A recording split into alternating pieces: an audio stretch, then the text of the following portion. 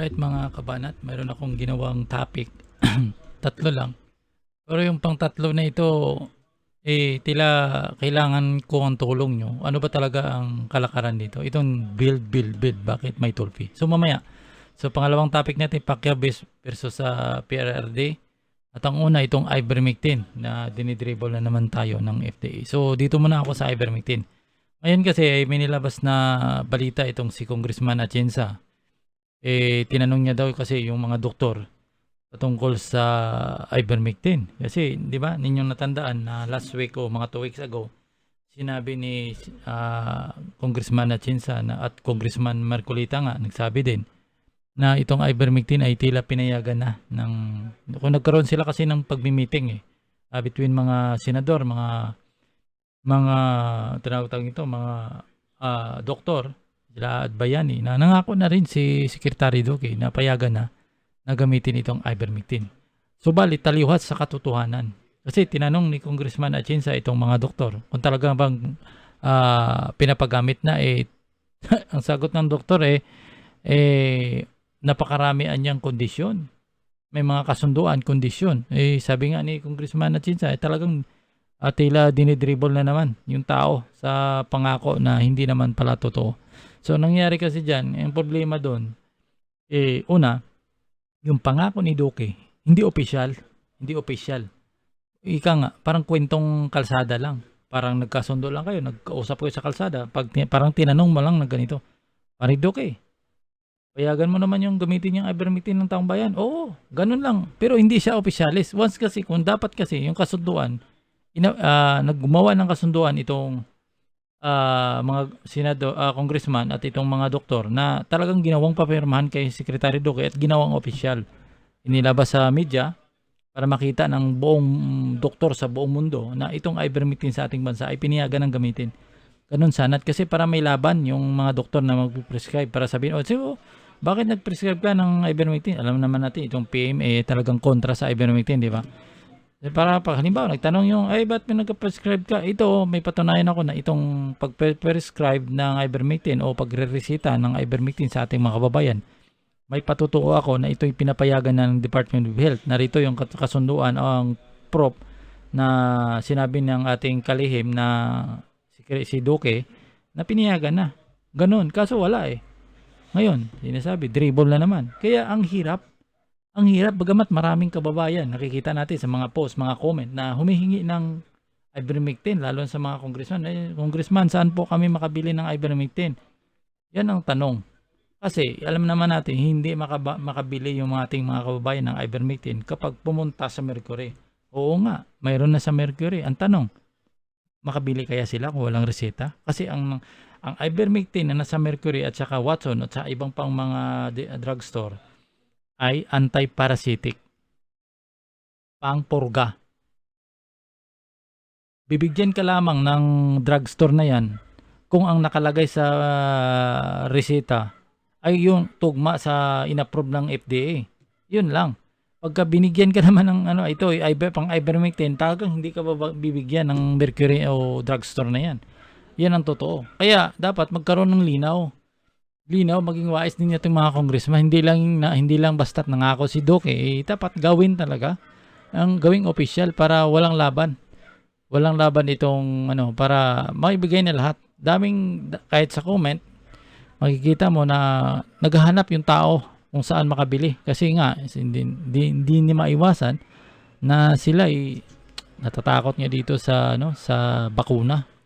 Lalo na ngayon na lumulubha yung isyu at usap-usapin dito sa bakuna na ito na tila mayroong hindi maganda talaga. So yan, hindi naman maiwasan dahil nga ang paggawa ng bakuna ay napakabilis. Kulang sa panahon na nga, talagang hindi maiwasan dyan dahil nga doon, natruma sila doon sa ginawa nung Dinbak siya sa panahon ni Duque. Doon pa lang si Duque dapat managot na pero subalit, ligtas pa rin si Duque, di ba? Diba? So yan ang topic ko dito at lipat ako sa kabilang topic kasi gusto ko parang hindi halo-haloin pwede ko sa ilagay sa description ganitong topic para madali lang kung gusto mag-jump di ba? So pangalawang topic, Pacquiao versus PRD kasi ngayon mainit yung usapin patungkol sa corruption dahil itong si Senador Manny Pacquiao ay naglabas ng statement na itong gobyerno, itong gobyerno ni President Duterte 10 times ang corruption. Ngayon, umalma ito si President Duterte. Sabi nga, name names kung sino yung yun yung hashtag ngayon hashtag ngayon name names. Ibig sabihin, bigyan mo kami ng pangalan. Magbigay ka ng pangalan o magbigay ka ng ahensya na yan kung sinong corrupt. Hindi naman kailangan talaga yan na alam na, hindi naman natutulog sa pansitan yan mga napamuno kung sino may corruption na talaga o corrupt. Di ba? Maaring yung ilan dyan matino.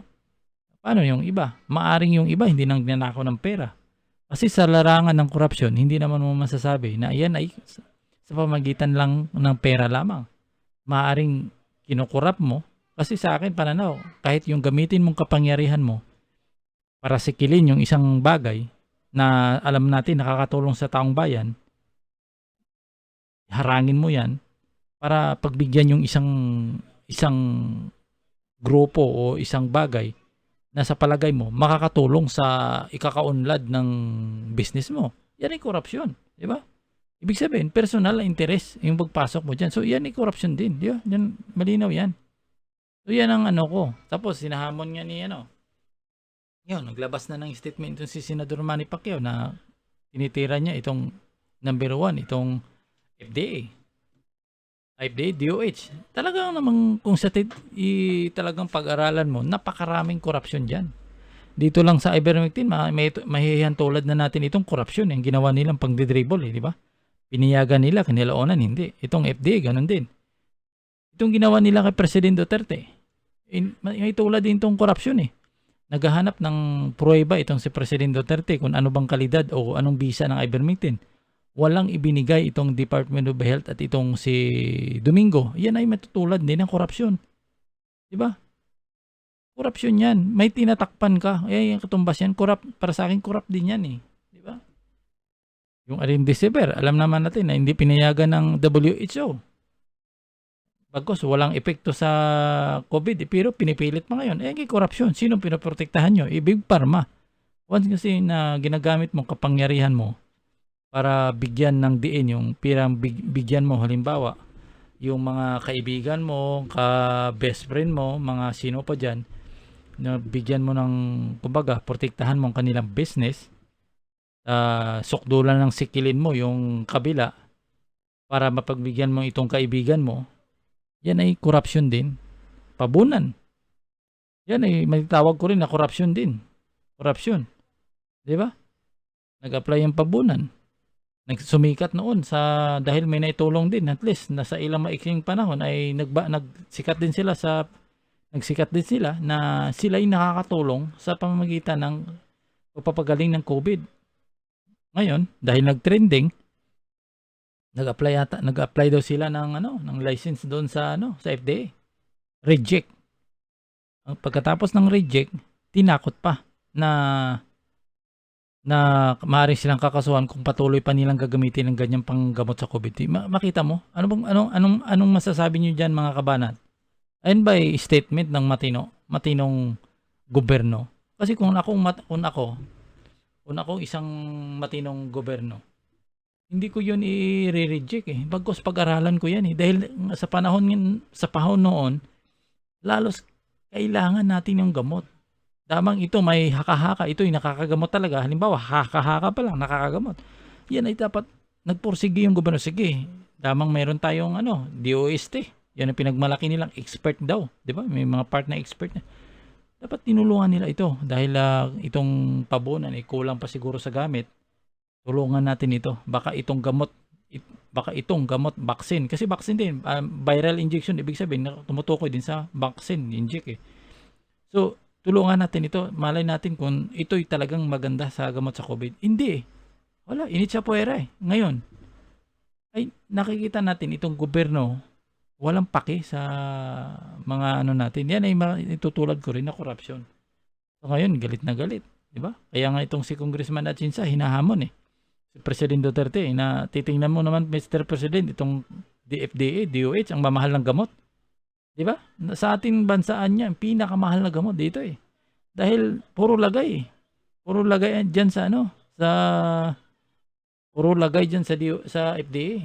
Talagang itong DOH at FDA walang ginagawa kung paano ma-regulate itong ano natin, itong mga doktor din, napakamahal sumingil.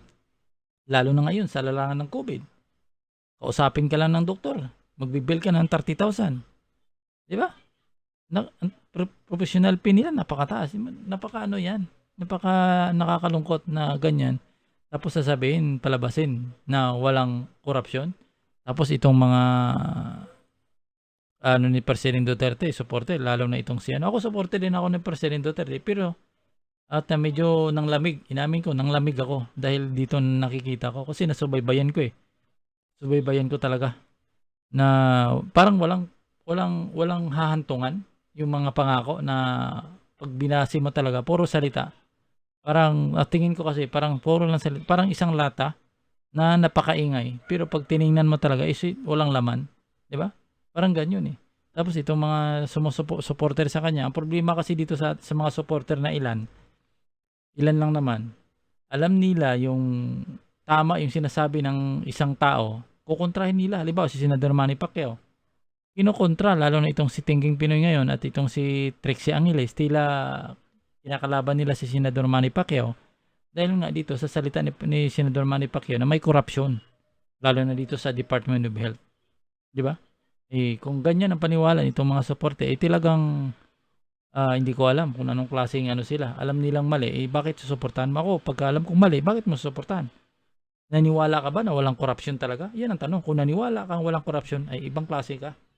Ibang klase ka. Anong klase kang ano? Dahil itong si Attorney Trixie Angeles, eh, isa ito sa mga naging komentarista din. Pag ganyan, isa din kayong bumanat doon kay Secretary Duque noon.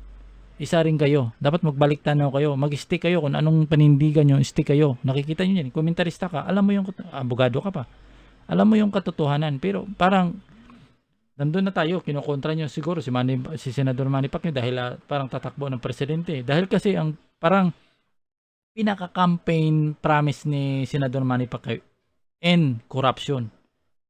Yan ay napakatindi yan na ganyang pangako. Kapag yan ay pinanindigan mo, napakalaking achievement yan. Talagang iboboto ka ng taong bayan dahil alam natin, itong bansa natin, naghihirap ito dahil sa korupsyon. Korupsyon talagang number one. Hindi umaangat eh. Hindi umaangat talaga. Tingnan mo, sa panahon ni President Marcos, ano bang na-achieve hanggang ngayon? Ano bang na-improve sa atin? Ano bang nagpagawa ng building? Wala eh. Mula nung pinatayo ni Senador President Marcos yung mga daanan, 'di ba? Mga ospital. Ano katapos noon, ano na nasunod? Wala na. Saan napunta yung pera ng taong bayan? Napakalaki yung binabayad na buwis, may 12 bats pa, kung ano pa, napakaraming deduct eh. 'Di ba? Wala, lahat naging private. 'Yun ang problema. Kaya hindi itong mga supporter ni President Duterte na tila masyado nilang pinipersonal itong si Senador Manny Pacquiao na sinabi nga ni Tingking Pinoy, mas mabuti daw manahimik itong si Senador Manny Pacquiao. Manahimik sa anong nangyayari sa ating bansa? Konsentidor? Ang konsentidor katumbas ay corrupt ka rin. 'Di ba? Once kasi nakita mo isang tao na maling ginagawa, lalo na kung ikaw yung pinaka-head, tapos nakita mo ang tauhan mo, mali yung ginagawa, ay wala kang gagawin, anong tawag sa'yo? Konsentidor, ay automatic, kabilang ka sa corrupt ka rin. Yan ang ano ko doon. So, lipat ako sa ibang topic, last topic natin.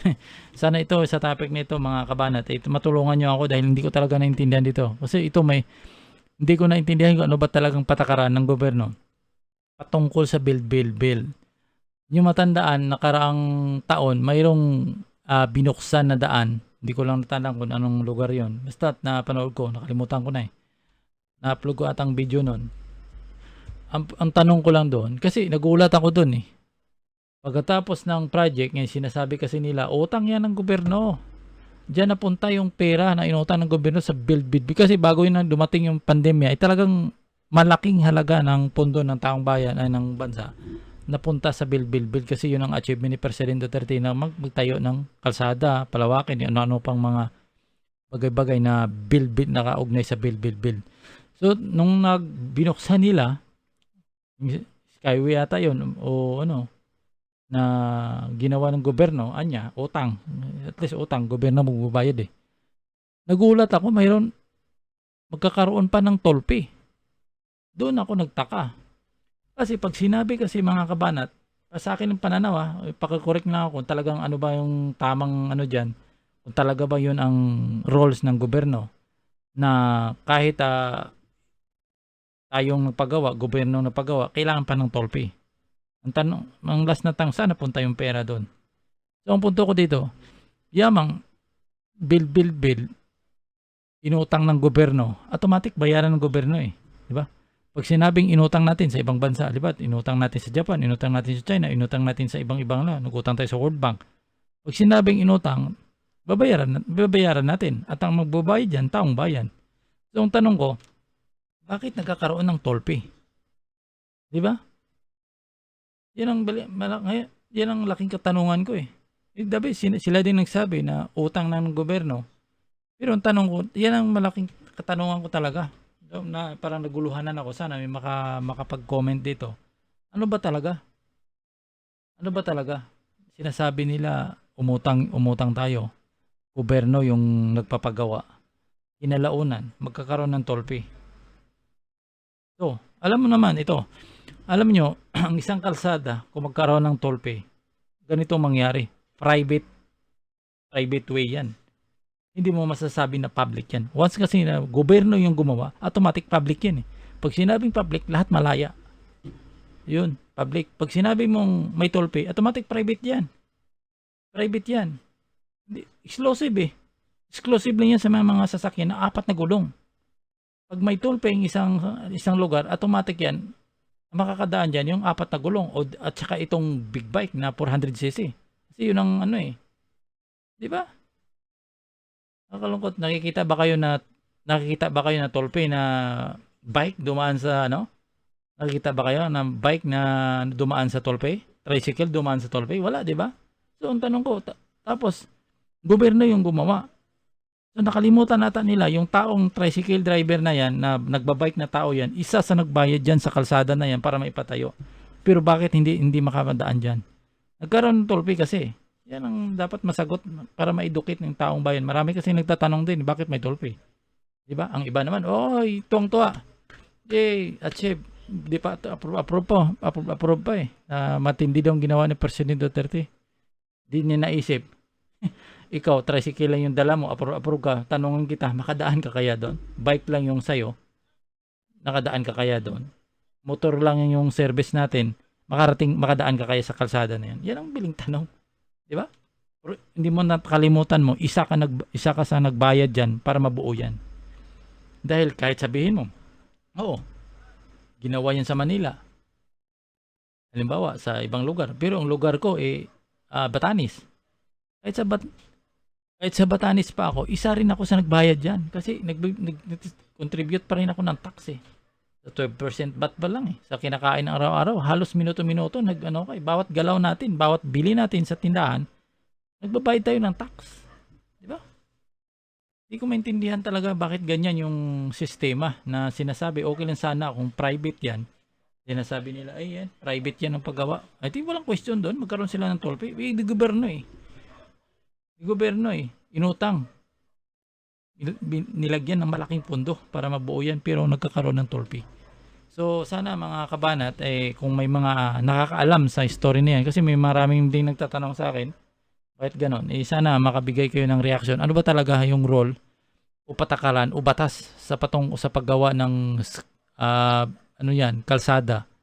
Kahit gawa ng gobyerno, pinunduhan ng malaking halaga ng gobyerno, kinalaunan ay magkakaroon ng toll fee. Ang tanong, saan napunta yung pera ng toll fee na yan?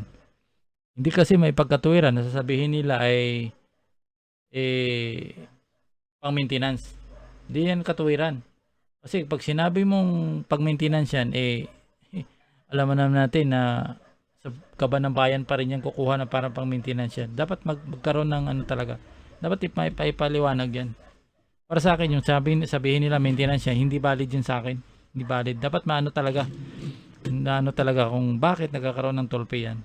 Samantalang sinasabi nila gobyerno yung nagpapagawa. So maraming salamat, sana yung mga matitindi yan, matitikas, at alam yung batas patungkol dyan sa paggagawa ng kalsada na yan. Kahit gobyerno yung gumawa, nagkakaroon ng tolpe. May mga gawa ng gobyerno, halimbawa yung tinatawag na public road talaga, talagang walang bayad. Pero may kagaya nitong ginawa ni sina Mark Villar, may pinapakita pa sa Facebook, ang gaganda, ang tataas, skyway, tumatawid na sa ibang dagat, di ba? Tapos may tolpe, di ba? Sana para mainawaan natin. Sana yan para maunawan, para ma-educate tayo. Ano ba talaga nangyari? Bakit ganyan? So maraming salamat mga kabanat, at good evening. See you tomorrow. At paki-comment para kung anong katanungan nyo, baka mai-discuss natin, makatulong sa makatulong mapalawak ang ating kaisipan. So maraming salamat at good evening, good night. Paki-like na rin, pa-subscribe nito para lagi kayong update.